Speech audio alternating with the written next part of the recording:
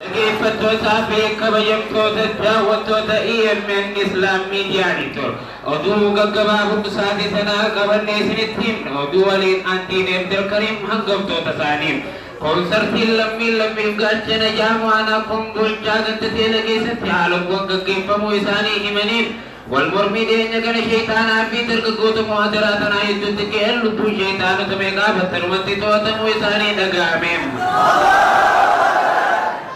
kanneen hangaftoota ammoo duubal'inaam humni sheexaanaa kan waggaa dheeraa sadoo malee dhiqqee takka arganii hin beekne tokkummaan dargaggootaa kun isaan yaachisuudhaan osoo bu'anii ijji isaanii baatiriilau jechuu itti gaafatamaan boo'ichaa obbo Aayiin gabaasee jira.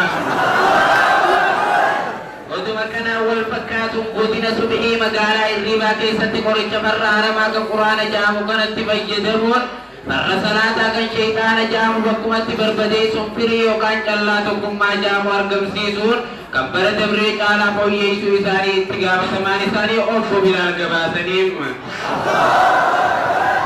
Dhimma dhabamuu sheexaanaa kana ilaalchisuudhaan itti gaafatamtuun sheexaanaa adde waswaas garaa buqqee dhabamuu sheexaanaa kanaaf rifaatuu keessa shitti beete guyyatti yeroo digdamii ol deddeebi'uudhaan miskiititti udaan malee homaa hin qabne adde raammoo miliyoonaa ol fatarsiisu itti gaafatamtuun udaarii adde boobbiin udaan bubbirrisu akka nuuf gabaaftee jirti. Godina Daftara aanaa chaarjii silkii keessatti silkiin maqaan isii gaalaksii jaamtu takka diinni dogongoraa yoo kan dhufutee anis qawweellee dhabu janaatii tuudhaan isin biraan jiri jechuun qeerroo teenya jajjabeessuu isii itti gaafatamaan daaretteerri silkii obbo Bosotiifaa fi negatiivni turtii ilkee silkiitti wajjin taasisanii gabaasaniitti jiru. Zabana teknolojii kana keessa shiitaa fi jallaabiyyaan garee taayitii fi kofoo jaantum sarbamuu isaanii manni murtii huccuu dhalaa gabaasee jira. Mirga isaanii kana ilaalchisuun shiitaa fi jallaabiyyaa walgahii ariifachiisaa gaggeessuun dhalaa ta'ee namni huccuu dhiiraa uffate hundinuu sa'aatii akka keessatti daangaa biyyattii gadhiisanii akka waan murteessu ministeerri waliigala huccuu dubartootaa gabaasee. Tani jiree kan waggaa dheeraan paarkii rifeensa jedhamu keessa jiraachaa ture kaleessa galgala humna waraana biraatiin booji'amuu isaanii itti gaafatamaan mataa fira dargaggootaa obbo Baakteeksiin nuuf gabaasanii jirani.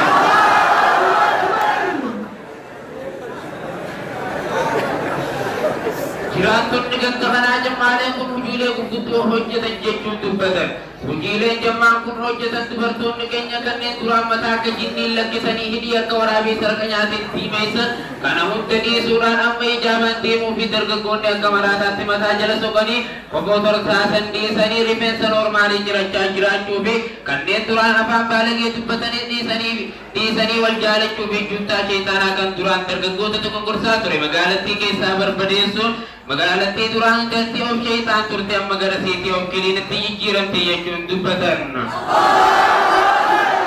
Akka juntaan sheexaanaa obbo Ibliis dubbatanitti gandattii tana keessatti ergamuu adaraatu asitti eegalte as namoota keenya balaa cimaa fi sarbaan nurra ga'uu fi meeshaalee gurguddoo kanneen akka Allahu Akbariin nu barbadeessaa waan jiraniif sanumaan wal qabatee yeroo masjiidarraa deemanis heddummina isaanii irraa kan ka'e ilmaan keenya baqatuudhaan eelota adda addaatti nu jalaa dhumaa waan jiraniif hatattamaan immoo adaraatuun akka nurraa dhaabbattu isin gaafanne jechuun dubbatan.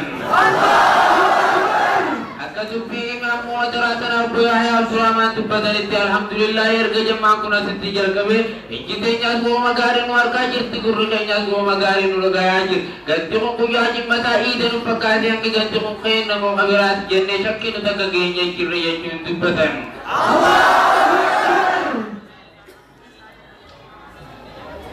Ana afaan araddaa funyaan jalaatti garee tibboo fi ciichaa jaamtu garaachimee garamoo dhukkuboota garaagaraatiin saaxilamuu manni murtii garaachaa yaa'ii idilee marsaa hedduu gaggeessee bihimaan paarlaamaa jasadaa obbo kaarboon daayoksaayiid gabaasee jira. Godina mormaa aanaa gubbaa mormaa araddaa rifeensa jalaa ganda gurraatti okkorri addaa sababa janaajjanaatiin kawuu itti gaafatamaan gurraa obbo Qacceen gurraa dubbataniif. Akka isaan dubbatanitti namoonni hedduun sababa janaa heddummeessuutiin sibiila silkii jedhamu tokko nurra kaayuudhaan sibiila silkii jedhamu tokko nurra kaayuudhaan sibiila silkii jedhamu tokko nurra kaayuudhaan harka guutuu qaadiraan bulchuudhaan yakkasuu qandeessaa duudaa jedhamu nurratti hojjechuudhaan jimaa qabee yeroo kophee abareedduutti jeessatti wal garre jechuun baajaa isaa gaafatee deemu rakkoo gudduruttoo akka qabbanaa fi diiphafaatiin nusaatilaa waan jiraniif hatattamaan akka nurraa dhaabtan isin gaafanne jechuun dubbatan. Akka obbo Gidaarri manaa himanitti duraabii dargaggeessee hedduun ta'uu na godhatee natti fayyadamu badiilee gurguddoo kanneen akka kiis golgodhuu fi yaabareedduu xiyyanatti as tiqitirraa hin ture jechuudhaan paarlaamaa dukkana jedhamu keessa dhaabbatu maglacaa harree ijaaniin si arguu berechuutti baase jechuun miidiyaaleen gurguddoon addunyaa kanneen akka haram jinaan miidiyaalee torke gabaasaatti jiruun.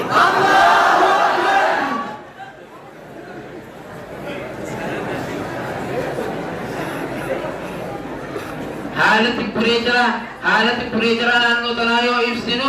olaanaan quraana qara'u gadaanaan dhageeffachuu olaanaan salaatuutti masjiidatti salaatu gadaanaan manatti salaatu kureejara naannoo biraa yoo ilaallu olaanaan qarshii yoo lakkaa'u gadaanaan mataa mammaru olaanaan fiigicha gadaanaan dhiiti olaanaan mirqaanu gadaanaan araaru